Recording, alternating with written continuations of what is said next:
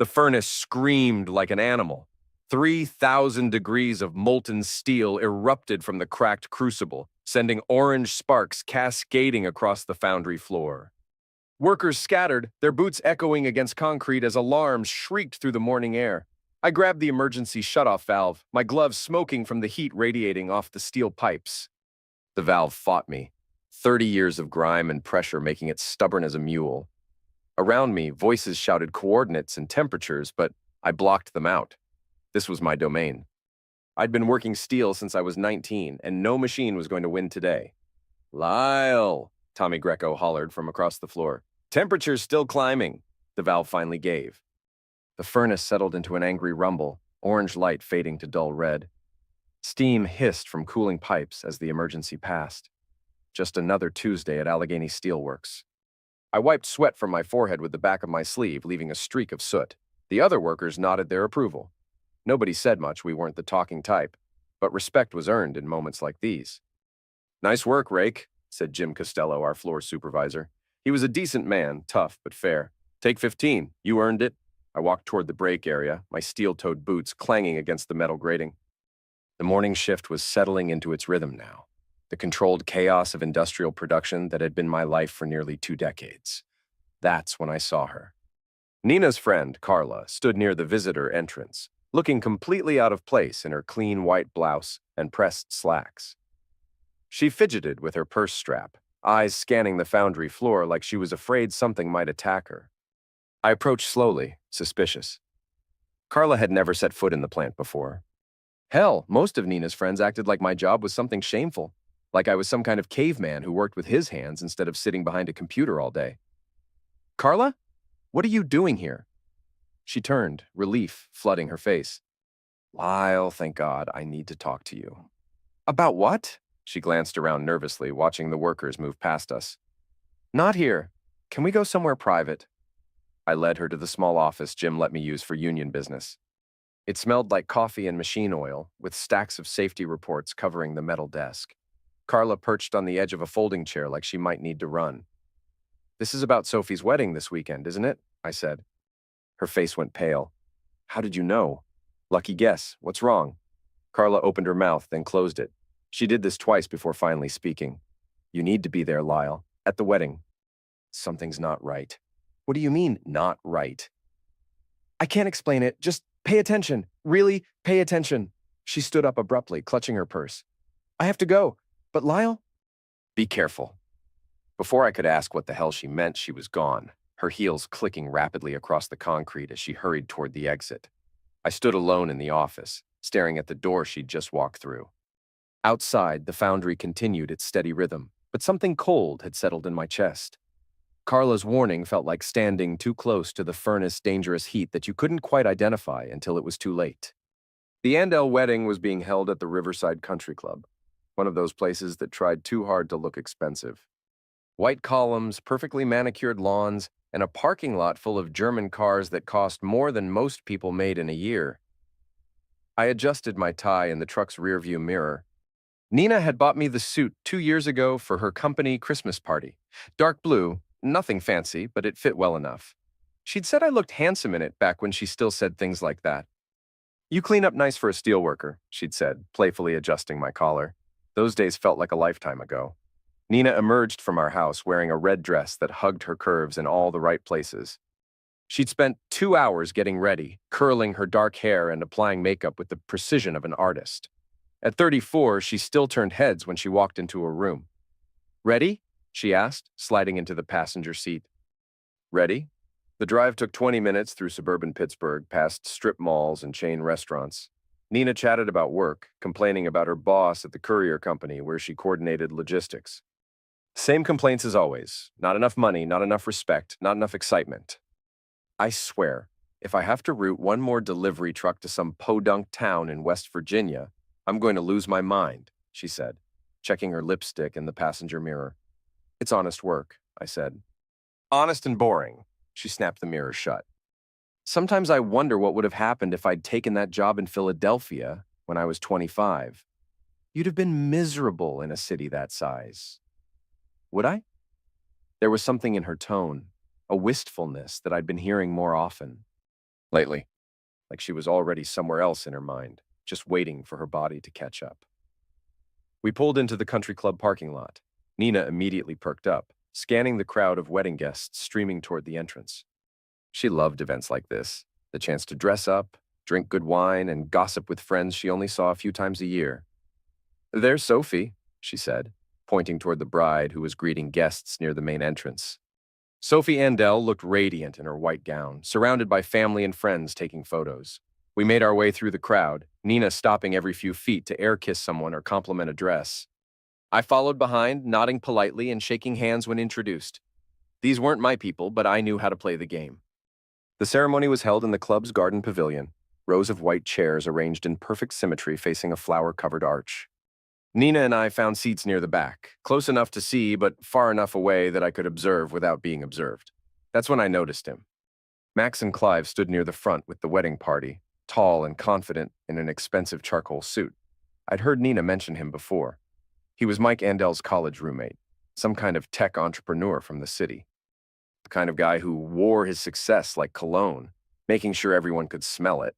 He had the look of someone who'd never worked a day of manual labor in his life. Soft hands, perfect teeth, hair styled with product that probably cost more than my lunch. When he smiled, it was the practiced expression of someone who was used to getting what he wanted. During the ceremony, I caught Nina glancing in his direction more than once. The reception moved to the club's main ballroom, a cavernous space with crystal chandeliers and windows overlooking the golf course. Round tables covered in white linens filled the room, each one decorated with elaborate flower arrangements that probably cost more than most people's weekly salary. Nina immediately gravitated toward the bar, ordering something with vodka while I nursed a beer. The room filled with conversation and laughter as guests mingled during the cocktail hour. "Lyle Rake, right?" The voice belonged to Max and Clive, who'd materialized beside me with the smooth confidence of a politician. "That's right." He extended his hand. "Maxon. I've heard Nina mention you." His handshake was firm but brief, the grip of someone who'd learned the importance of first impressions. Up close, I could see he was probably 35, with the kind of lean build that came from expensive gym memberships and personal trainers. "Nina talks about your work sometimes," he continued. "Steel production, right?" That must be fascinating. The way he said fascinating made it clear he found it anything but. I'd heard that tone before from Nina's friends, polite condescension disguised as interest. "It has its moments," I said. "I imagine it does. Very physical work. Someone has to make the steel that holds up those office buildings." He laughed, a sound like expensive wine being poured. "True enough. Well, it was good to meet you, Lyle. Enjoy the party." He melted back into the crowd, immediately engaging another group in animated conversation. I watched him work the room, noting how people gravitated toward him, how he commanded attention without seeming to try. Nina returned with her drink, slightly flushed from the alcohol and social excitement. "Having fun?" she asked. "Sure. You?" "Sophie looks beautiful, doesn't she? And this place is gorgeous." "Must have cost a fortune." She surveyed the room with obvious envy, taking in the expensive decorations and well-dressed guests. This was the kind of life she wanted. Sophisticated, moneyed, far removed from steel foundries and blue-collar neighborhoods. Dinner was served at 7:30, a three-course meal that tasted like it had been prepared by actual chefs instead of cafeteria workers. Nina chatted with the other women at our table, laughing at jokes I couldn't hear over the background music and conversation. Around 9 o'clock, she excused herself to use the restroom. That was perfectly normal. Nina was social, always finding excuses to mingle and catch up with people she hadn't seen in months. But she was gone for 20 minutes. When she returned, her cheeks were flushed and her lipstick was slightly smudged. She seemed distracted, constantly glancing toward other parts of the room. "Everything okay?" I asked. "Fine, just ran into some old friends." She took a large gulp of her wine and immediately signaled the waiter for another glass. Her hands were slightly unsteady, though whether from alcohol or something else, I couldn't tell. The dancing started around 10, with Sophie and her new husband taking the floor for their first dance. Other couples joined them gradually, the ballroom filling with swaying bodies and soft music. "Want to dance?" I asked Nina. "Maybe later. I need some air." She walked toward the terrace doors, leaving me alone at our table. Through the windows, I could see her standing on the stone patio, talking on her phone. Even from a distance, her body language looked tense. I waited 5 more minutes before following her outside. The terrace was mostly empty, just a few smokers clustered near the far end. Nina stood near the railing overlooking the golf course, her phone pressed to her ear. "I can't talk about this now," she was saying in a low voice. "Not here." She noticed me approaching and quickly ended the call. "Work?" I asked. "My sister, she's having drama with her boyfriend again." It was a smooth lie, delivered without hesitation. But I knew Nina's tells, the way she avoided eye contact when she wasn't being truthful, how her voice got slightly higher. We rejoined the reception, but the rest of the evening felt off. Nina drank more than usual and seemed distracted, her attention constantly wandering to other parts of the room. When she thought I wasn't looking, I caught her texting someone. Around midnight, we said our goodbyes and headed home. Nina fell asleep in the passenger seat, her head against the window. In the darkness, I replayed the evening's events, trying to identify what had felt wrong. Carla's warning echoed in my mind. "Pay attention. Really pay attention." I had been paying attention, and what I'd seen was my wife of 8 years lying to me about a phone call, disappearing for extended periods, and acting like a stranger in familiar surroundings. When we got home, Nina went straight to bed without saying goodnight. I sat in my recliner for another hour, staring at the dark television screen and thinking about Max and Clive's handshake, Nina's smudged lipstick, and the careful way she'd avoided my eyes when she lied about that phone call. In the kitchen, I found an old composition notebook I used for union notes. I opened it to a fresh page and wrote a single word in block letters: disassemble. Then I closed the notebook and went to bed. The voice memo came 3 days later. I was eating lunch in the foundry break room, scrolling through my phone while Tommy Greco complained about his ex-wife's lawyer. The notification popped up just after noon, a voice message from Nina's number. I put in my earbuds and hit play, expecting some reminder about picking up groceries or calling the cable company. Instead, I heard Nina's voice, but she wasn't talking to me. "Told you he has no idea," she was saying, laughing. "Lyle's sweet, but he's not exactly the sharpest tool in the shed. He sees what he wants to see." Another woman's voice. "Carla," I realized. "Are you sure? He seemed suspicious at the wedding." "Trust me, I know my husband. He's too focused on his precious steel mill to notice anything else. Besides, even if he suspected something, what's he going to do? Follow me around? Hire a private detective?" More laughter. "The man reads John Steinbeck novels for fun, Carla. He thinks life is like one of those dusty books where the good guys always win and everyone gets what they deserve. It's actually kind of sad. What about Maxon? Is he worried?" "Maxon doesn't worry about anything. That's what I love about him. He's so confident, so sure of himself. Nothing like—" The message cut off abruptly. I sat in the break room for a full minute, staring at my phone screen. Around me, the usual lunch conversation continued. Sports, politics, complaints about management. But I felt like I was hearing everything through water, distant and distorted. Nina had sent the message by mistake, probably while fumbling with her phone. The kind of technical error that happens to everyone eventually, except this time it had revealed something I wasn't supposed to hear. I saved the message to my phone's memory and deleted it from the main list. Then I finished my sandwich and went back to work, spending the afternoon operating the hydraulic press with mechanical precision, while my mind processed what I'd learned. My wife was having an affair with Max and Clive. She thought I was too stupid to notice, and she was discussing our marriage like it was some kind of joke. That evening, I watched Nina make dinner, studying her face for signs of deception. She seemed perfectly normal, chatting about her day, complaining about traffic, asking about my work, the same routine we'd followed for years. "How was the foundry today?" she asked, stirring sauce on the stove. "Fine. Had to recalibrate the hydraulic press. The pressure readings were off." She wasn't really listening, her attention focused on her phone as it buzzed with text messages. "Everything okay?" "Just Carla. She's having issues with her landlord." Another lie, delivered with practiced ease. I wondered how many lies I'd accepted over the past few months without questioning them. After dinner, Nina settled onto the couch with her laptop, claiming she needed to work on scheduling reports. I retreated to the garage, ostensibly to organize my tools, but really to think. The garage had always been my sanctuary, a place where everything had its proper location and purpose. Hand tools arranged by size on pegboard walls, power tools stored in labeled cases, nuts and bolts sorted into small drawers. It was the opposite of the chaos inside the foundry, a space where I could impose perfect order. I pulled out my composition notebook and started writing, not emotions or feelings. Those were useless now, but facts. Dates, times, observations. Nina's behavior at the wedding, the phone call on the terrace, the voice memo, her increased use of her phone, the new passwords I'd noticed her setting. Evidence. Over the following weeks, I began to pay attention in ways I never had before.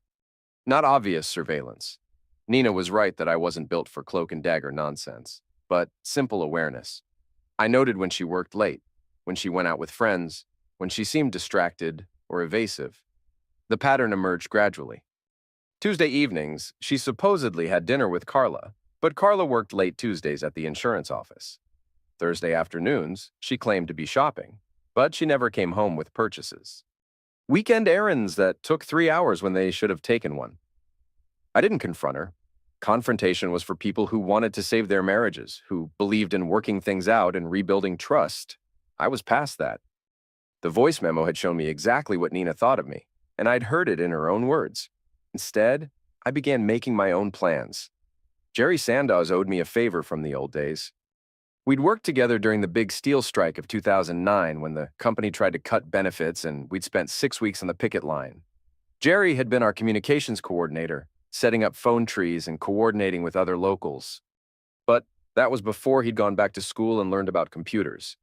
Now he ran a small security consulting firm, helping businesses protect themselves from corporate espionage and employee theft. The same skills he'd learned organizing union activities, applied to a different kind of problem. I found him at Murphy's Tavern on a Thursday evening, nursing a beer and watching the Pirates lose to the Reds. He'd gained weight since the strike, his thick black hair now peppered with gray, but his eyes were still sharp. "Lyle Rake," he said when I sat down. "Haven't seen you in what, 2 years?" "Something like that." "How's business?" "Can't complain." Turns out a lot of companies need help keeping their employees honest. He signaled the bartender for another round. "What brings you out on a school night?" "I need to ask you something. And I need you to keep it between us." Jerry's expression grew serious.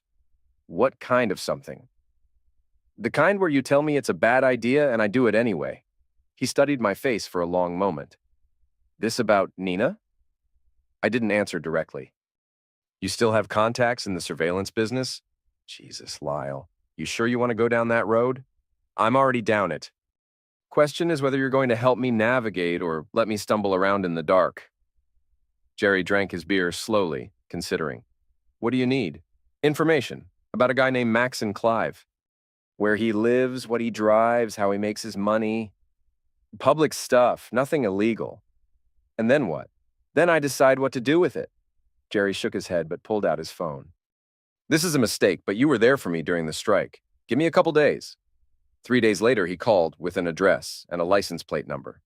Maxon lived in a renovated warehouse in the Strip District, drove a white Range Rover, and owned a software company that designed logistics programs for shipping companies. "He's doing well for himself," Jerry said. "Company's worth maybe $2 million, most of it tied up in equipment and contracts. Lives alone. No criminal record, pays his taxes. Boring as hell from a surveillance perspective." "What about the building?" "Converted warehouse. Industrial security system, but nothing fancy. More for show than actual protection."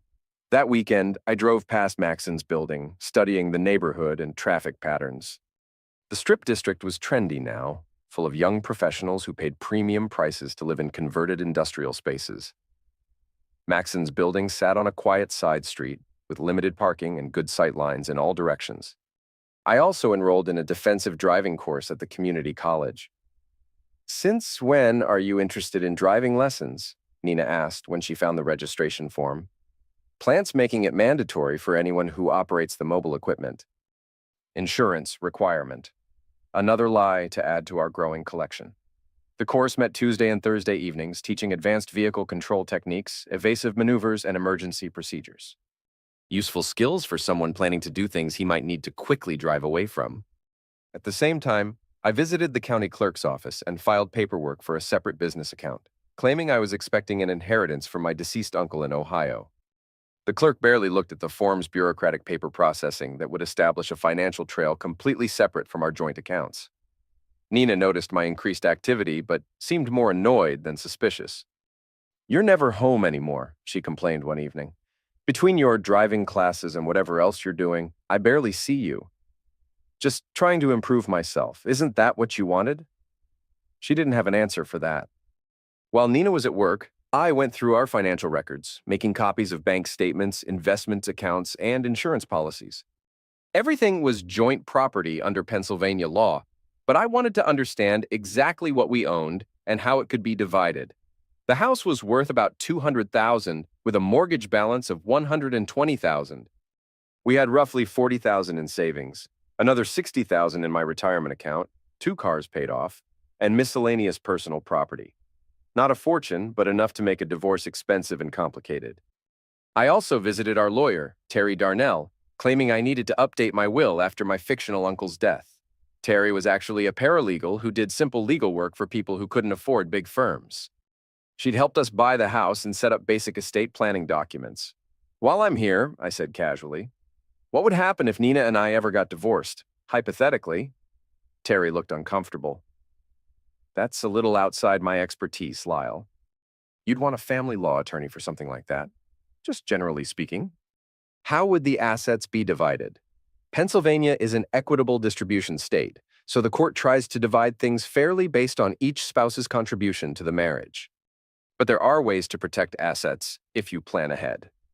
She explained the basics: separate property, business interests, the importance of documentation.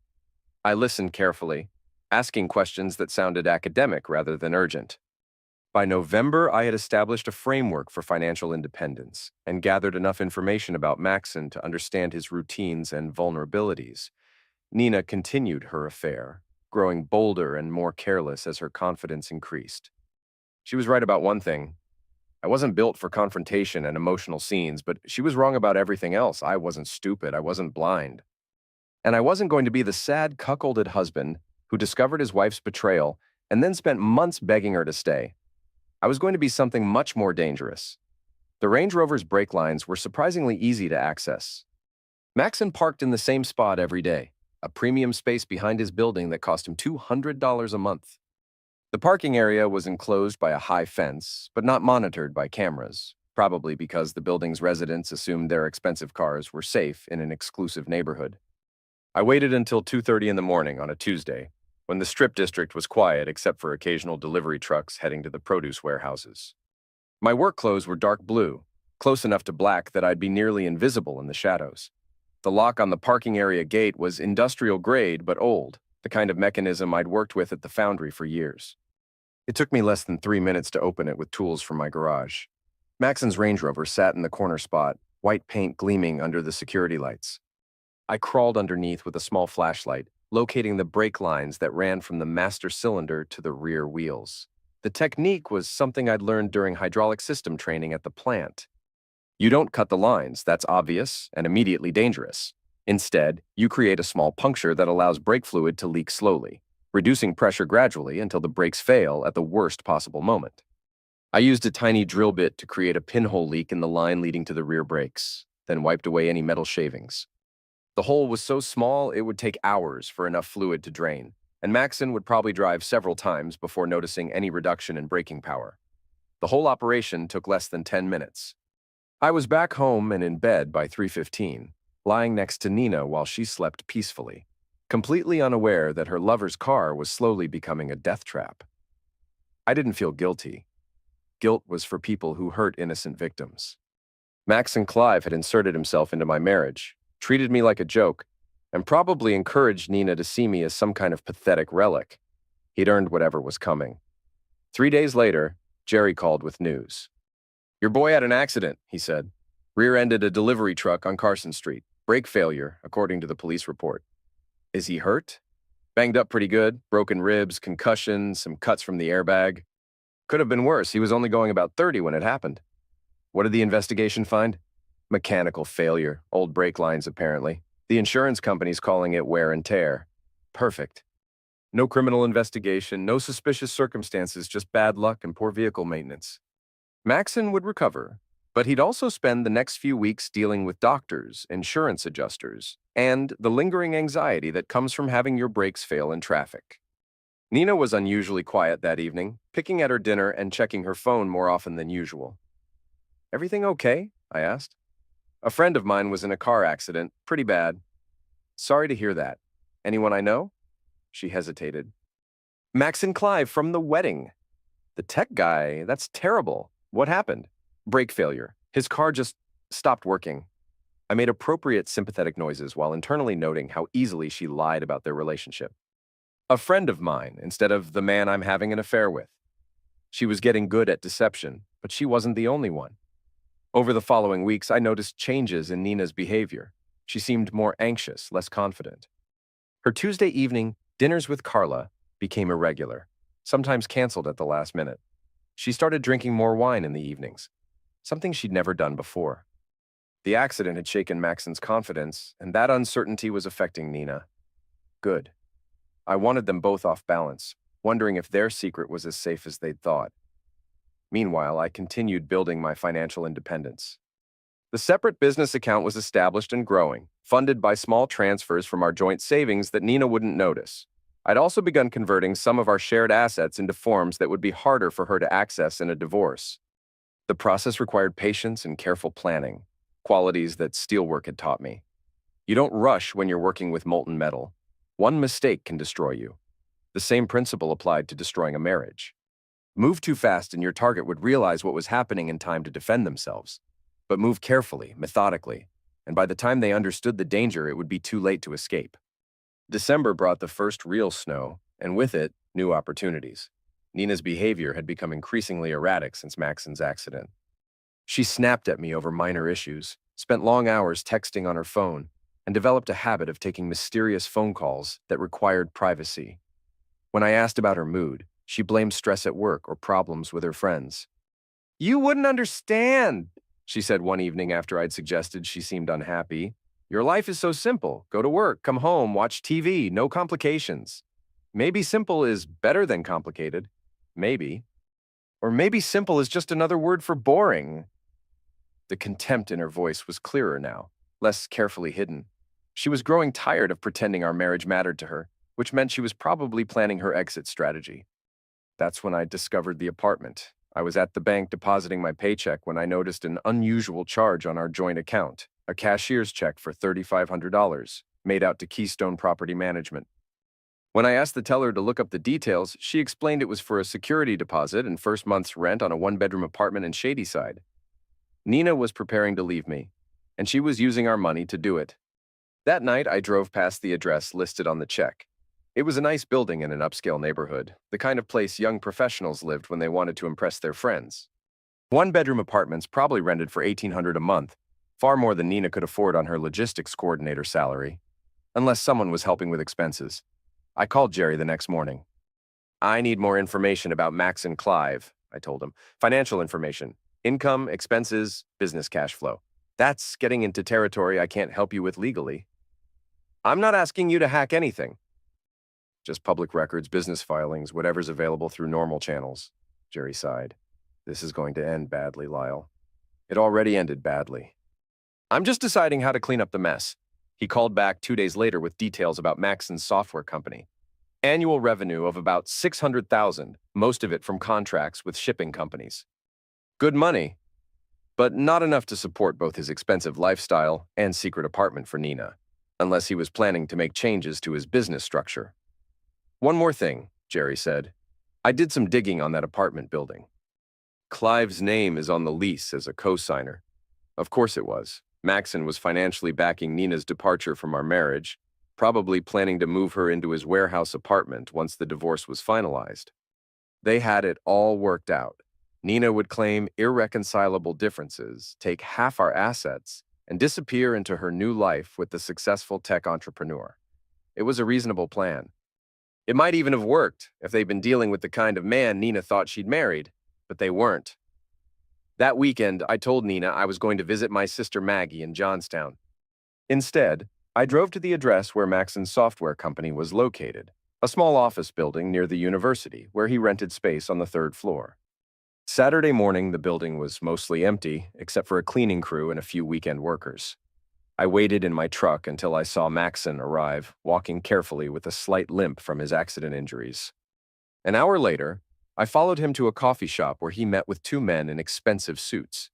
Through the window, I watched them examine documents and laptop screens, discussing something that required a lot of pointing and nodding. After they left, I approached the coffee shop counter and made casual conversation with the barista, mentioning that I'd seen an interesting business meeting. "Oh, yeah, those guys come in here sometimes," she said. "Something about selling a company." "The tall one, Maxon, I think. He's been really excited about it, says he's about to make enough money to retire early." So that was it. Maxon was selling his software company, probably to fund his new life with Nina. The timeline made sense. Finalize the sale, help Nina through the divorce, then disappear together with enough money to start over somewhere else. They'd planned everything except for one crucial variable: me. I spent the rest of December gathering more intelligence and refining my strategy. Nina continued her preparations, becoming increasingly careless about hiding her activities. She opened her own bank account, started receiving mail at the Shadyside apartment, and had several hushed phone conversations about timing and being careful. On New Year's Eve, she claimed to be sick and stayed home while I attended the annual union party. When I returned at midnight, she was asleep, but her car was still warm from recent driving. I stood in our bedroom doorway, watching her sleep, and felt nothing but cold calculation. This woman had shared my bed for 8 years, had promised to love and honor me, had built a life based on lies and betrayal. She thought she was clever, thought she'd found a way to upgrade from a steelworker to a tech entrepreneur without consequences. She was about to learn how wrong she was. January brought the deep cold that made steelwork brutal, but I'd never felt more focused. The first phase of my plan required Nina to make a mistake, and she obliged perfectly. On a Thursday morning, she received a registered letter that required her signature. When she opened it at the breakfast table, her face went pale. "What is it?" I asked, though I already knew. "Some kind of legal notice." "I don't understand it." She handed me the document, which was written in the dense language that lawyers use to make simple things sound complicated. But the basic message was clear. Due to an investment crisis at Allegheny Steelworks, all employee retirement accounts were being frozen pending a federal investigation into pension fund management. It was completely fabricated, of course. I'd paid Terry Darnell $300 to draft the document on official-looking letterhead, then had it delivered through a mail service that specialized in legal notifications. "This is about your retirement account," Nina said, reading over my shoulder. "Looks like it.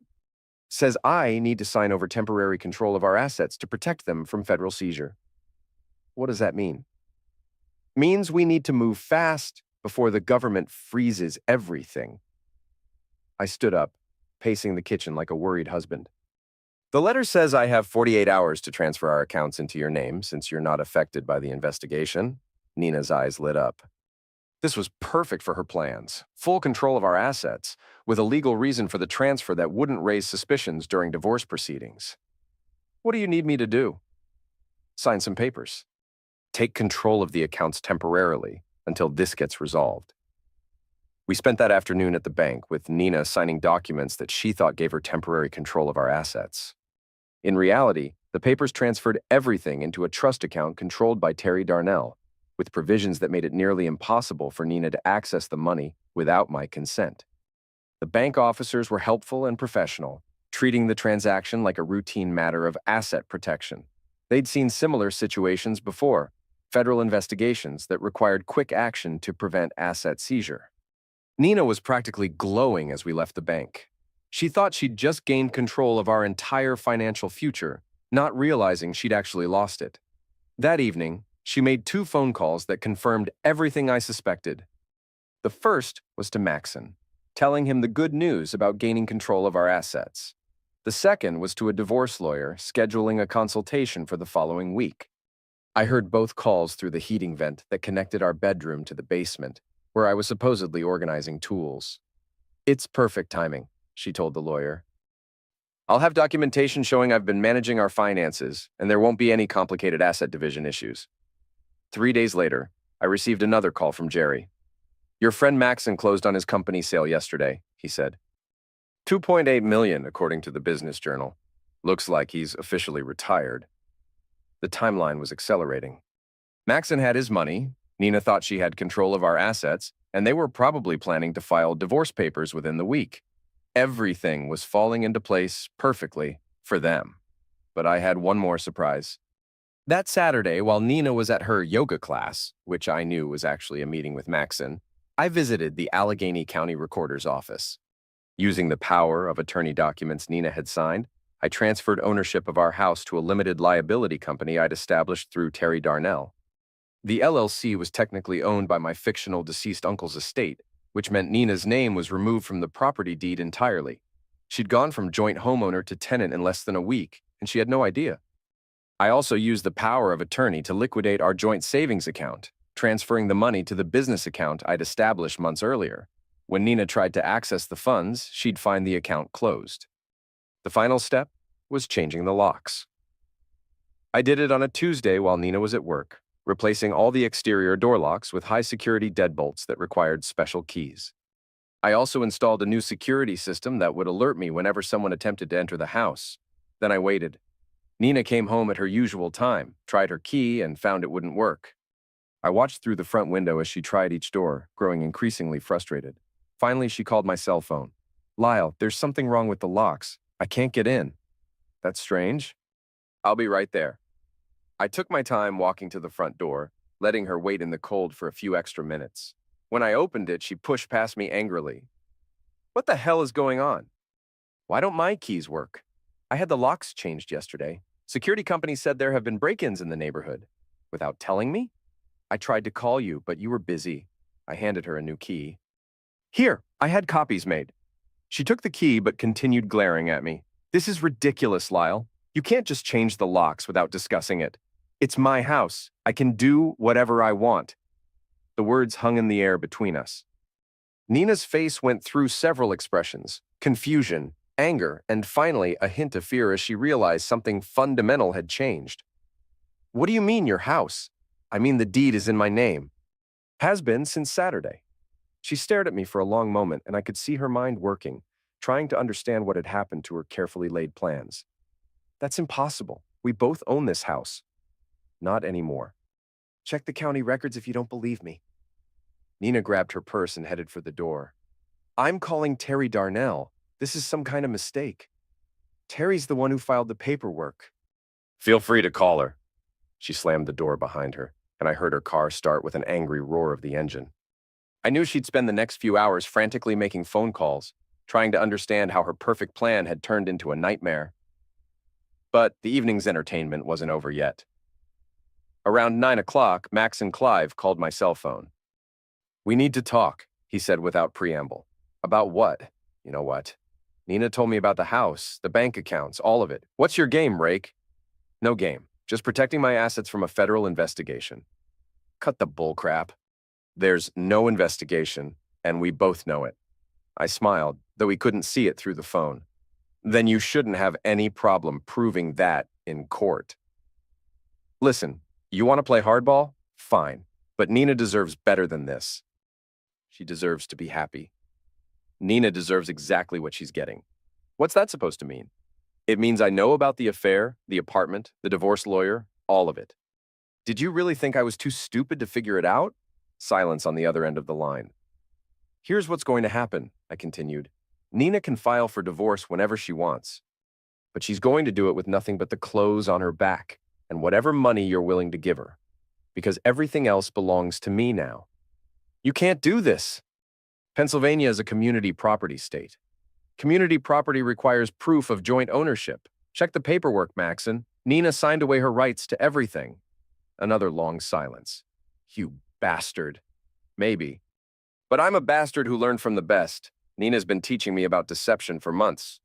He hung up without another word. I poured myself a glass of bourbon and sat in my recliner, feeling something I hadn't experienced in months: satisfaction.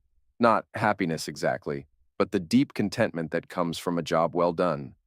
Nina and Maxon had played a game they thought they understood, using rules they assumed I didn't know. But they'd made a crucial mistake. They'd underestimated their opponent.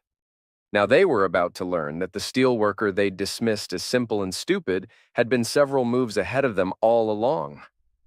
Nina didn't come home that night. I wasn't surprised. She'd probably gone straight to Maxon's warehouse apartment, looking for comfort and strategy from her lover.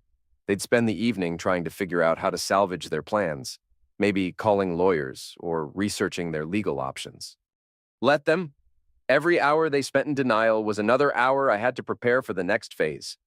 The call came at 7 the next morning. Nina's voice, tight with controlled anger. I want to meet. Today. We need to discuss the situation. What situation? Don't play games, Lyle. I know what you've done. I protected our assets from federal seizure. You should be thanking me. There is no federal investigation, and you know it. I talked to 3 lawyers yesterday. This is fraud. Prove it. She was quiet for a moment, probably realizing that proving fraud would require admitting she'd planned to steal our assets during a divorce. Not exactly a winning legal strategy. Murphy's Tavern, she finally said. 6 o'clock. Come alone. The tavern was nearly empty when I arrived, just a few regulars watching the evening news and nursing their beers. Nina sat in a back booth, looking smaller than I remembered. Her usually perfect appearance was disheveled, yesterday's makeup, wrinkled clothes, hair that hadn't seen a brush. She'd been crying, though she was trying to hide it. Sit down, she said without looking at me. I slid into the booth across from her, noting the wedding ring was still on her finger. Interesting choice. Was she planning to play the devoted wife, or did she simply forget to take it off? You want to explain what you think you're accomplishing? She asked. I'm accomplishing exactly what I set out to accomplish. You're the one who seems confused. This isn't you, Lyle. You're not vindictive. You're not cruel. I laughed, surprising both of us. You're right. The old Lyle wasn't vindictive or cruel. The old Lyle was trusting and naive and stupid enough to believe his wife when she said she loved him. I do love you. No, you don't. You love the idea of having a backup plan while you figured out how to trade up to something better? Nina's face crumpled slightly. That's not fair. Fair? I leaned forward, my voice dropping to barely above a whisper. Let me tell you what's not fair. What's not fair is listening to a voice message where my wife calls me stupid and laughs about how easy I am to deceive. What's not fair is working 60-hour weeks to support a woman who's using our money to rent an apartment with her lover. She went pale. How did I know? Because unlike what you told Carla, I'm not actually that stupid. I've known about Maxon since Sophie's wedding. I've known about the apartment since December. I've known about the divorce lawyer since last week. Nina stared at me like she was seeing a stranger. The question isn't how I knew, I continued. The question is what I'm going to do about it. What do you want, Lyle? Money? Do you want me to pay you to let me go? I don't want your money. I want justice. Justice for what? For growing apart? For falling out of love? That happens to half the marriages in America. Justice for 8 years of lies. Justice for being treated like a fool while you planned your escape. Justice for listening to you mock me to your friends. I stood up, dropping a 20 on the table for my untouched beer. File for divorce whenever you want, Nina. Take whatever you can prove you own. But you're going to do it honestly, in daylight, where everyone can see exactly what kind of person you really are. She grabbed my arm as I started to leave. Please, Lyle, don't do this.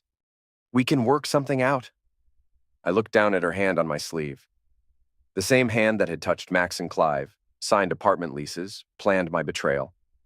We did work something out. This is it. I pulled away and walked out of the tavern, leaving Nina alone in the back booth with the wreckage of her perfect plan. But the evening wasn't over. An hour later, as I was heating dinner in my newly secure house, someone started pounding on the front door. I looked through the window and saw Max and Clive standing on my porch, his face flushed with anger. I opened the door but didn't invite him in. You son of a bitch, he said. What did you say to her? I told her the truth, something she's not used to hearing. She's upstairs crying her eyes out. Nina's a good person, and you're destroying her. Nina destroyed herself. I'm just cleaning up the mess. Maxon stepped closer, trying to use his height to intimidate me. It might have worked on other people, soft corporate types who'd never been in a real fight. But I'd spent 20 years in steel mills, dealing with men who settled disputes with their fists. You think you're so clever, he said. But this isn't over. I've got money now, enough to fight you in court for years. I'll make sure Nina gets what she deserves. Nina's getting exactly what she deserves. What's that supposed to mean? I smiled. It means you don't know your girlfriend as well as you think you do. What are you talking about? Ask her about the voice message she sent me by accident. Ask her what she really thinks about the kind of man who falls for married women. Maxon's confident expression wavered slightly. Or better yet, I continued, ask her why she didn't divorce me 6 months ago, when she first started planning her new life. Ask her why she needed to clean out our bank accounts first. You're lying. Am I? Then why did she rent that apartment under your name? Why did she wait until you sold your company to file divorce papers? You think you were rescuing her from an unhappy marriage, but she was using you the same way she used me. I could see the doubt creeping into his eyes. Maxon was successful, confident, used to being in control. But he was also the kind of man who'd built his self-image on being smarter than everyone else. The possibility that Nina had manipulated him was a direct challenge to his ego. The difference between us, I said, is that I was married to her for 8 years before I figured out what she was. You've known her for what, 6 months? And you're already planning to spend millions on her? Maxon opened his mouth to respond, then closed it. He stood there for another moment, his anger slowly being replaced by uncertainty. Finally, he turned and walked back to his Range Rover without another word. I watched him drive away, then went back inside and finished my dinner. Tomorrow would bring new challenges, lawyers, court filings, probably more confrontations with Nina and her allies. But tonight, I was content to sit in my house, eating a meal I'd prepared myself, surrounded by things that belonged entirely to me. For the first time in months, I felt like I was exactly where I was supposed to be. The divorce papers arrived on a Friday, delivered by a process server who found me in the foundry break room. Nina was requesting dissolution of marriage due to irreconcilable differences, along with her fair share of marital assets and spousal support. It was a standard filing, probably prepared by some junior associate who'd never handled a case where the husband had already moved all the assets beyond his wife's reach. I called Terry Darnell from the plant parking lot. They're asking for half of everything, I told her. Which is exactly nothing since there's nothing in your joint names anymore. Did you expect them to just give up? No, but I wanted to see how they'd play it. Well, now you know. Nina's lawyer is going to argue that you committed fraud by transferring assets without her knowledge. They'll demand an emergency hearing to freeze everything until the court can sort it out. Can they do that? They can try. But you've got documentation showing Nina signed the transfer papers willingly, and you've got a reasonable explanation for why the transfers were necessary. It'll come down to whether the judge believes your story about the federal investigation. What are the odds? Terry was quiet for a moment. Honestly, 50-50. Depends on the judge, depends on how good Nina's lawyer is, depends on whether they can prove you fabricated the investigation letter. And if they can prove it, then you're looking at criminal fraud charges, and Nina gets everything anyway. I thanked Terry and hung up, considering my options. The legal battle could drag on for months, costing both sides thousands in attorney fees while generating uncertain results. Nina and Maxon probably assumed I'd cave under pressure, agree to a settlement that gave her a substantial portion of our assets in exchange for a quick divorce. They were wrong again. That evening, I did something I hadn't done in months. I called my sister Maggie in Johnstown. "Lyle?" she said, surprised. "Is everything okay?" "Not really. Nina and I are getting divorced." "Oh, honey, I'm sorry." "What happened?" I gave her the basic facts, the affair, the deception, the legal maneuvering. Maggie listened without interrupting, making small, sympathetic noises at appropriate moments. "I have to tell you something," she said when I finished. "I saw this coming." "What do you mean?" "Last Christmas, when you brought Nina to dinner, I caught her texting someone during Grace. When I asked her about it, she got defensive, said it was work. But no logistics company sends emergency messages on Christmas Day. Why didn't you say anything?" "What was I supposed to say?" "I think your wife is cheating because she got a text message. You would have thought I was being paranoid." Maggie was right. 6 months ago, I would have dismissed any criticism of Nina as jealousy or misunderstanding. I'd been that committed to the illusion of our happy marriage. "There's something else," Maggie continued. "Remember Sophie's wedding? I was talking to some of Nina's friends, and they kept making these comments about how patient you were, how understanding, like they were impressed you weren't more suspicious." "They knew?" "Some of them did. Maybe not the details, but They knew something was going on. So Nina's betrayal had been an open secret among her social circle, something they discussed and joked about while I remained obliviously faithful. The humiliation cut deeper than the adultery itself. "What are you going to do now?" Maggie asked. "Whatever it takes to make sure she doesn't profit from betraying me?" "Be careful, Lyle. Revenge has a way of consuming the person seeking it. This isn't revenge, it's justice." But even as I said the words, I wondered if there was really a difference. The following Monday brought news from Jerry. "Your boy Maxon is asking questions about you," he said over the phone. "He hired a private investigator to look into your background, your finances, whatever dirt they can find." "What kind of questions?" "The kind that suggests he's not as confident about his girlfriend as he was a week ago." "The investigator's been talking to your coworkers, your neighbors, checking public records. They're looking for evidence that you're some kind of criminal mastermind." I laughed. "And what are they finding?" "That you're exactly what you appear to be, a steel worker who pays his bills on time and minds his own business. No criminal record, no secret bank accounts, no hidden vices. It's actually kind of disappointing from an investigation standpoint." "What about Nina? Are they digging into her background too?" "That's the interesting part. The investigator asked me about Nina, but when I mentioned the voice message you have of her mocking you, he got real quiet. Makes me think Maxon's having second thoughts about his investment." Good. Doubt was a powerful weapon, especially against someone whose self-image depended on being smarter than everyone else. If Maxon was questioning Nina's motives, it would create tension between them at exactly the wrong time. One more thing," Jerry said. "The investigator asked about your military service." "I never served in the military." That's what I told him, but he seemed surprised. "Apparently, someone's been telling stories about your background that don't match reality." Interesting. Nina had been embellishing my history, probably to make me seem more dangerous or unstable. It was a clever strategy. Paint the cuckolded husband as a potential threat, creating sympathy for the poor woman trying to escape an unhappy marriage. But it was also a strategy that could backfire if the lies were too obvious. That afternoon, I received an unexpected visitor at the foundry. Curtis Gable, my old rival from the steel union, walked into the break room wearing an expensive suit and a politician's smile. Curtis had been elected to city council 2 years ago, trading his hard hat for a tie and a desk job. We'd never gotten along during our union days. He was ambitious and manipulative, while I preferred to focus on the work itself. "Lyle Rake," he said, extending his hand. "Heard you were having some personal troubles. News travels fast." "Small town, even when it's a big city. Mind if I sit down?" I gestured to an empty chair. Curtis settled himself carefully, trying not to wrinkle his suit. "I'll get straight to the point," he said. "I had a visit from someone who claims to be your wife's boyfriend. Rich guy, tech entrepreneur, very concerned about your mental state." "Is that right?"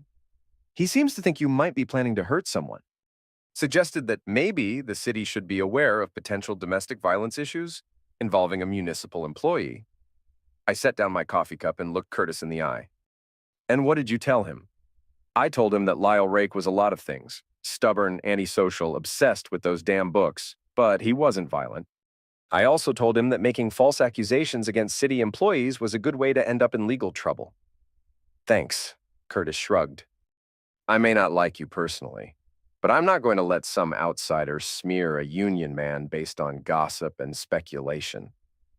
He stood up, brushing imaginary dust from his jacket. "Word of advice, though. Whatever you're planning, be smart about it. The rich boy's got connections, and he's not going to give up easily." After Curtis left, I sat in the break room thinking about escalation. Nina and Maxon were getting desperate, trying to paint me as unstable or dangerous. It was a sign that their legal options were limited and they were grasping for alternative strategies, but it was also a warning. If they were willing to spread lies about my mental state, they might be willing to do worse things to protect their interests. I needed to move faster. The warehouse fire started at 2:17 in the morning on a Thursday. I know the exact time because that's when my phone rang. Jerry's voice, tight with urgency. "Your boy Maxon's building is burning," he said. "Fire department's on scene, but it looks bad." I got dressed and drove to the Strip District, joining the crowd of onlookers watching flames pour from the upper floors of Maxon's converted warehouse. Fire trucks surrounded the building, their hoses creating streams of water that seemed inadequate against the orange glow consuming the structure. Started in the basement, I heard one firefighter tell another. Electrical fire, looks like. Spread fast because of all the renovation materials. Maxon stood across the street in his pajamas and winter coat, watching his home burn with the hollow expression of someone whose world had just collapsed. Nina was beside him, clutching his arm and crying. I felt nothing watching their distress. No satisfaction, no guilt, just the cold observation of cause and effect playing out according to plan. The fire burned for 3 hours before being declared under control. By dawn, the building was a blackened shell, uninhabitable and probably unsalvageable. Whatever belongings Maxon and Nina had stored there were ash. I drove home and went back to bed, sleeping soundly for the first time in weeks. The investigation took 4 days. Faulty wiring in the basement, exacerbated by flammable renovation materials and inadequate fire suppression systems. The insurance company called it an accident, though they'd probably spend months fighting over the payout. Maxon and Nina were suddenly homeless, with most of their possessions destroyed and their carefully laid plans in ruins. They moved into a cheap hotel while searching for temporary housing, their resources stretched thin by the unexpected catastrophe. I knew about the fire's cause because I'd started it. Not directly, I wasn't stupid enough to be caught with gasoline and matches, but I knew about electrical systems from my work at the foundry, and I knew how to create the conditions that would make an accidental fire inevitable. The basement of Maxon's building had old wiring that hadn't been updated during the conversion. All it took was a small modification to the electrical panel, creating an overload that would eventually cause sparks in an area surrounded by sawdust and paint fumes. I'd made the modification 3 weeks earlier, during another late-night visit to the building. The timing was unpredictable. The fire could have started immediately or taken months to develop. But eventually, physics would do what physics always did. The fire was just another accident, like Maxon's brake failure. Bad luck that seemed to follow people who interfered with my marriage. A week later, Terry Darnell called with an update on the divorce proceedings. Nina's lawyer wants to settle, she said.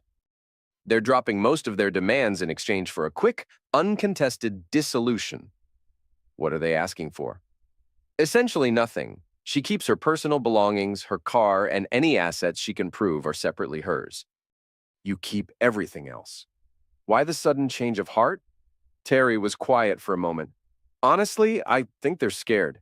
Nina's boyfriend lost his home in that fire, and they're running out of money for legal fees. They want this over with. What about the fraud allegations? Dropped. They can't prove you fabricated that letter about the federal investigation, and frankly, they don't want to risk a lengthy court battle that might expose other issues. Other issues. Like Nina's affair, her plans to steal our assets, her lies about my character and mental state. She'd realized that a public divorce trial would reveal things she preferred to keep private. I'll take the deal, I said. 2 weeks later, I signed the divorce papers in Terry's office. Nina wasn't present. She'd waived her right to attend, probably to avoid another confrontation. The whole process took less than an hour. Afterwards, I drove through the Strip District, past the ruins of Maxon's warehouse. A demolition crew was clearing away the debris, preparing the lot for whatever would be built next. There was no sign that 2 people's lives had been destroyed along with the building. I felt the same emotional emptiness I'd experienced since discovering Nina's betrayal. Not happiness, not sadness, just the quiet satisfaction of a job completed according to specifications. That evening, my phone rang. Nina's number appeared on the screen, but I almost didn't answer. We had nothing left to discuss. The divorce was final. Our assets divided, our marriage officially dissolved, but curiosity won. Hello, Nina. I know it was you. Her voice was flat, exhausted. The brake failure, the fire, all of it. I know you did it. I don't know what you're talking about. Yes, you do. You planned this whole thing from the beginning. You let me think I was outsmarting you while you destroyed everything I cared about. You destroyed everything you cared about. I just refused to be collateral damage. She was quiet for a long moment, and I could hear traffic in the background. She was calling from somewhere public, probably a payphone or borrowed cell phone. Why? She finally asked. Why couldn't you just let me go? Because you didn't just want to leave. You wanted to steal from me while pretending to be the victim. You wanted to mock me to your friends while taking half of everything I'd worked for. I never meant for it to go this far. Yes, you did. You planned every detail except for the possibility that I might fight back. Another long silence. What happens now? She asked. Now you live with the consequences of your choices, just like everyone else. Lyle, I hung up. An hour later, Maxon called. You destroyed us, he said without preamble. You destroyed yourselves. I just refuse to help. Nina's in a shelter. Did you know that? A homeless shelter because she can't afford rent and her friends won't help her anymore? That's unfortunate. You feel nothing? No guilt? No regret? I feel exactly what Nina felt when she was planning to rob me blind. Nothing. You're a monster. I'm a man who learned from an expert teacher. He hung up as well. I sat in my recliner that night, alone in the house that was now entirely mine, drinking bourbon and reading a worn copy of The Grapes of Wrath. Outside, snow was falling again, covering the city in white silence. My phone didn't ring again.